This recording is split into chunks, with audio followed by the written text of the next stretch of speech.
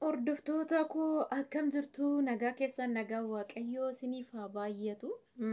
Viidiyoo waraabuun ulfaateera. Sagalee ol fuudhanii viidiyoo waraabuun hin jiru. Anyways amma daqiiqaa 3 isiniif haa waraaba yoo danda'ame. Dursee viidiyoo kana dura haadha eebboo ifaan hojjedheef yaada kennitaniif galatoomaa isinii jechuu barbaade. Achi baatee dhuftee ilaaltee achi baatee dhuftee dhaqxee jettanii raajeffattanii si jammar yeroo baay'ee sitti hima nama taatanii fotoo hin taane nama yaaddan fotoo hin taane nama yaadetu nama isin hin yaadnetu mul'ata rakkina keessan yookiin gammachuu keessan irratti anillee dhufuu isaanii nan dinqisiifadhe jechuun ani beeku. Kanaaf warri yaada gaarii nu laattan isaanis yaada gaarii ibsitanii fi gochaa isaan irratti baay'ee tokko galatooma dhimma koo irratti waan ta'eef eebbifama isiniin jechuun barbaada. Yeroo hundumaa karoora keessan keessa yookiin jireenya keessan keessatti nama taatan yookiin waan taataniif sana hin eeggatina karaa biraatiin yoo isiniif kaffalame malee jechuudha. Akkasii akkam jirtu isin nagaa keessanii ani nagaa kooti kun uumaa hin jedhu yaada biraa immoo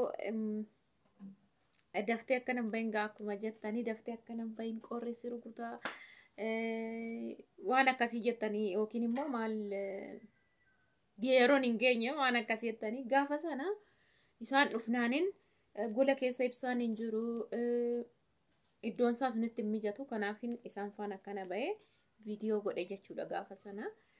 Ituma ta'eeyyuu immoo amma hafeeranii jettu dandeesse taanaan mana keessaa miti alaayyuu yoo baate inni duratti hafe garuu hundaafuu dhugaa namatu isinitti kolfaa gaaf sanallee nu bira jiru an dhugaa waaqa gaaf sanan gadi ba'eeyyuu ammallee ani ji'a guuteera gaaf sana ganaa torbeessaa dinnaa sana. Kanaaf isaaf yaada gaarii akka gaariitti naaf kennitanii isaafis galatooma garuu baay'ee miti ibsaa cufnee turre daa'imni jetti babaasti waan ta'eef cufnee kaameeraan immoo nutti hin mijatu waraabuudhaaf. Kanaafin akkas bayanee viidiyoo hojjanneeyyuu isiniin jedhaasuma wal qabateeti. Akkasii akkuma isinitti immoo kana booda viidiyoo manuma taa'een hojjadha. Isin chaanala koo yaa sheer godhaa ijoolleen haaraan seenanii akka ilaalanii.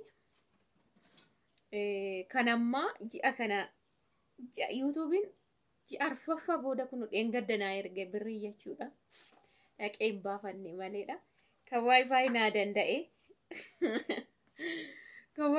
danda'e waayifaayi kan waggaa lamaan kaffaleanii walumatti birrii yeroo sana waggaan 6,000 kan waggaa lamaan kaffaleanii ganaa waggaa maskaramii dhuftuun qaba jechuudha. Maskaramii darbeen guute kan waggaa lamaa jechuudha. So agasitti xaaxaan qabu garuu yoo seeraan sheer naa gootan laayik naa gootan ittiin of eeggasa kana booda yeroon akkas isiniin jedhu waa biraa dhiisen mana keessatti akka sirriitti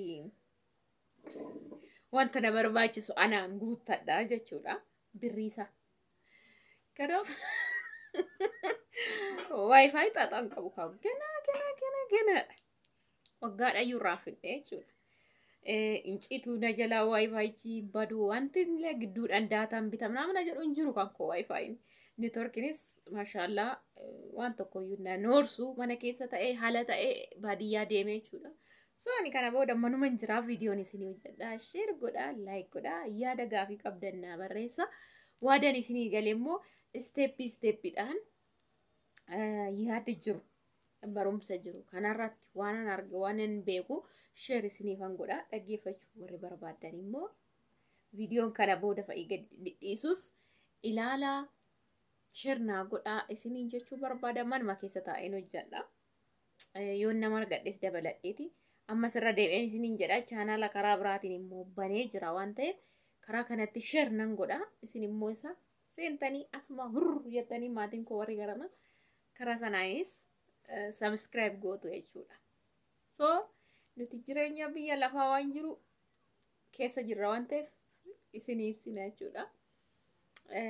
akkasiin isiniin jechuu barbaada. Maaf turte viidiyoo maaf hin hojjetu kan jettaniif irra dhiisa. Secondii shaniin jiru. Secondii shan yoo ganaa jijjiirame malee kanaayyuu laa. Kanaa mistira meeqaa jira? Kun wajjin natti kolfu. Kanaayyuu mistira meeqaa jira? Akkasii maabiraatiin badee jira. Indoo kana ibsaa kaameraan baay'ee hin ifu. Kana isiniin jechuun barbaada. Yaada yoo qabaatan naa barreessaa. Caalatti ammas irra deddeebi'ee ijoollee duras ammas deddeebitanii na gaafattan mana kan dhufan lakkoofsan qaban dhugaan isiniin jedha sana dura akkan viidiyoo maan hojjenne satte jedheeni dhugaa waaqayyo bilbila kallattiidhaan ijoolleen naa bilbilan kallattiidhaan dhugaa waaqayyo isaanuu tarii viidiyoo kana yoo argan yaada kennuu danda'u. Nama dinqa garuu dhugaa waaqayyo maashaallah dhugaa jechuun namni tokko yaada nama biraa qabu irraan kan ka'e kallattiidhaan biyya ta'e taa'ee namaa bilbilaa maal qaba. Asuma maqaa ishiin dha'u obboleettii tokko immoo nama harka kee deebisus naa godhu guyyaa tokko nan jedhaani achi teesset nama asii qabduun dhugaa waaqayyo kana isiniin hin jedhu. Namni barkix yookiin beektanii yookiin hin beekne yookiin immoo silatti dhiyaattanii gootanii fi miti kan isinii godhu. Nama sana akkuma nama miidiyaa dhuman hojjedhu miseejii na dubbisaa turte maaliin garuu yaanni ishiin naa burqisiiftu bichaan ana nagaa jechuudha. Kan dhufanii achi teessee akka dhufanii na gargaaran gochaa turte akka hospitaala galee fa'itti ijoolleen ishii yookiin immoo obbolaan ishii dhufanii naga gargaaraa turan jechuudha. Deebi'anillee otoo nani koottaa eenina waan na gargaara yaada qaban na mul'isiisan. Isheen immoo achi teesse dhugaa waaqaa yeroo tokko isinitti meera nama hin yaadanne yookiin nama hin taaneef tokko isinii baasa nama taataniif hin beekne jechuudha. Kana baay'ee tokko ishii dinqisiifadha. Inshaallah hangaltii nama biyya kanaati nama naannoo kootiti. Inshaallah nama amma dhumaatti yaada walii burqisiisuun waa godhu isiniin jechuun barbaada. I think anarraa argatti otoo hin taane waaqayyoodha kan waa tokko namaa baasuu bara.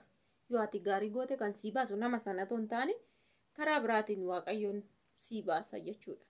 Kanaaf asumaan obboleettii sanaan galatoominaan jedhaanii viidiyoo kana hin laalti waan ta'eef warri teessanis immoo yaada karaa imoo karaa WhatsApp telegiraamii hin deebisne nama tokkoof qofa deebisuun sanatti hin tolu sa'aatiis hin arganne jechuudha. Kanaaf walumaa galatti hundi keessan galatoomaa eebbifamaa yaada naa kennitanii fi yaadaan qabummaan